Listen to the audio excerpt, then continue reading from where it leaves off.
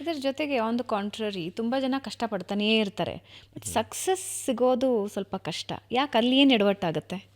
ಹಾಂ, ಸೊ ಕಷ್ಟಪಡೋದು is not what I am telling. ಅಂದರೆ ಕಷ್ಟಪಟ್ಟು ಕೆಲಸ ಮಾಡ್ತಾನೇ ಇರ್ತಾರೆ. ನೀವು ಪರ್ಸಿವರೆನ್ಸ್ ಬಗ್ಗೆ ಹೇಳ್ತಾ ಇದ್ರಿ. ಕರೆಕ್ಟ್. ತುಂಬ ವರ್ಷಗಳಿಂದ ಕೆಲಸ ಮಾಡ್ತಿರ್ತಾರೆ, ಒಂದು ಸಲ ಸಕ್ಸಸ್ ಸಿಗಲಿ ಅಂತ. ಬಟ್ ಅಂಥವ್ರು ಎಲ್ಲಿ ತಪ್ಪು ಮಾಡ್ತಿರ್ತಾರೆ ಅಕಾರ್ಡಿಂಗ್ ಟು ಯು? ತುಂಬ ದೀರ್ಘವಾದ ವಿಚಾರ ಇದು. ಇದರ ವಿಷಯದಲ್ಲಿ ಹೋದರೆ ನಮಗೆ ಇನ್ನು 2-3 ಪಾಡ್ಕಾಸ್ಟ್ ಬರಬಹುದು. ಬಟ್ ನಾನು ಒಂದು ಹೇಳಬೇಕು ಅಂದರೆ, ಒಂದು ಗೋಲ್ ಇಟ್ಕೊಂಡು ಕಷ್ಟಪಟ್ಟರೆ ಆ ಗೋಲ್ ಅಚೀವ್ ಆಯ್ತಾ ಇಲ್ವಾ ನೋಡಬೇಕು. It's called a loop, feedback loops ಅಂತ ಹೇಳ್ತೀವಿ ಇದಕ್ಕೆ.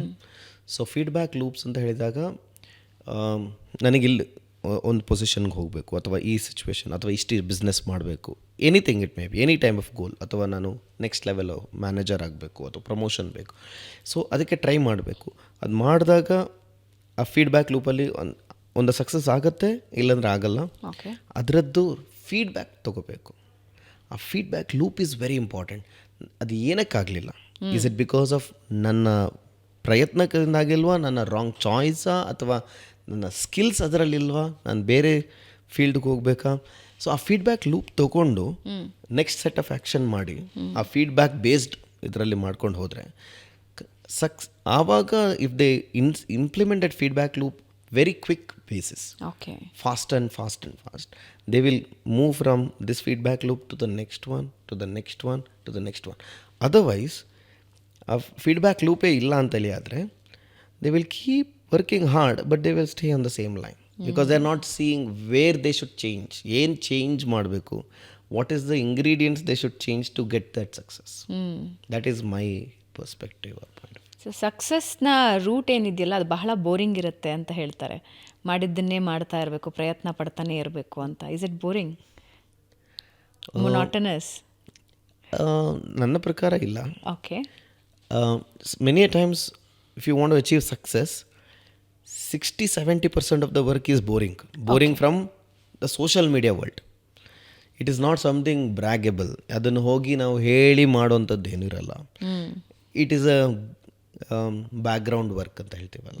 ಸೊ ಆ ಪಾಯಿಂಟ್ ಆಫ್ ವ್ಯೂನ maybe it is boring. ತುಂಬ ಕೆಲಸ ಇಷ್ಟ ಇಲ್ಲದೆ ಇದ್ರೂ ಮಾಡಬೇಕಾಗುತ್ತೆ. ಅದಕ್ಕೆ ನಾನು ಪ್ಯಾಷನ್ ಬೇಕು ಅಂತ ಹೇಳ್ತಾ ಇರೋದು. ಫಾರ್ ಎಕ್ಸಾಂಪಲ್, ಈಗ ನನಗೆ ಬಿಸ್ನೆಸ್ ಮಾಡಬೇಕಾದ್ರೆ I like of being an entrepreneur, but to be ಒಂದು ಉದ್ಯಮಿ ಆಗಬೇಕು ಅಂತ ಹೇಳಿದರೆ so many things you have to do. Taxes ಮಾಡಬೇಕು, ಡಾಕ್ಯುಮೆಂಟೇಷನ್ ಮೇಂಟೈನ್ ಮಾಡಬೇಕು, ಪೀಪಲ್ ಮ್ಯಾನೇಜ್ಮೆಂಟ್ ಕಲಿಬೇಕು, ಜನರನ್ನು ಮ್ಯಾನೇಜ್ ಮಾಡೋದು, ಮತ್ತು ಚಿಕ್ಕ ಪುಟ್ಟ ಈ ಸಣ್ಣದೆಲ್ಲ ಇದೆ which are not my liking, but ಮಾಡಬೇಕು. ಇದೆಲ್ಲ ಆ್ಯಡಪ್ ಆಗುತ್ತೆ, which are all not so interesting, but ನಾವು ಮಾಡಲೇಬೇಕಾಗತ್ತೆ. ಅದಕ್ಕೆ ನಾನು ಹೇಳ್ತಾ ಇರೋದು, ಆ ಪ್ಯಾಷನ್ ಅಷ್ಟು ಸ್ಟ್ರಾಂಗ್ ಇದ್ದರೆ ಆ 20-30% ಆಫ್ ದ ವೆರಿ ಇಂಟ್ರೆಸ್ಟಿಂಗ್ ವರ್ಕ್ಗೋಸ್ಕರ ಈ 60-70% ಅನ್ಇಂಟ್ರೆಸ್ಟಿಂಗ್ ಬೋರಿಂಗ್ ವರ್ಕು ಮಾಡೋಕ್ಕೆ ರೆಡಿ ಇರ್ತೀವಿ ನಾವು. ಓಕೆ. ಅದರ್ವೈಸ್ ಬೇಡ ಅಂತ ಬಿಡು. ಲೈಕ್ ಎನಿ ಉದ್ಯಮಕ್ಕೆ ಲೈಫಲ್ಲಿ ಸ್ಟ್ರೆಸ್ ಇರುತ್ತೆ ಯಾವಾಗಲೂ, ಯಾಕಂದರೆ you don't know what is going to happen next ಅಲ್ಲ ಹೆಚ್ಚಾಗಿ. So people give up at many point of time when you don't have that passion. ನನ್ನ ಪ್ರಕಾರ ಪ್ಯಾಷನ್ ತುಂಬ ಮುಖ್ಯ ಅಂತ. ನನ್ನ ಪ್ರಕಾರ passion is very vital to have a long term success. Okay.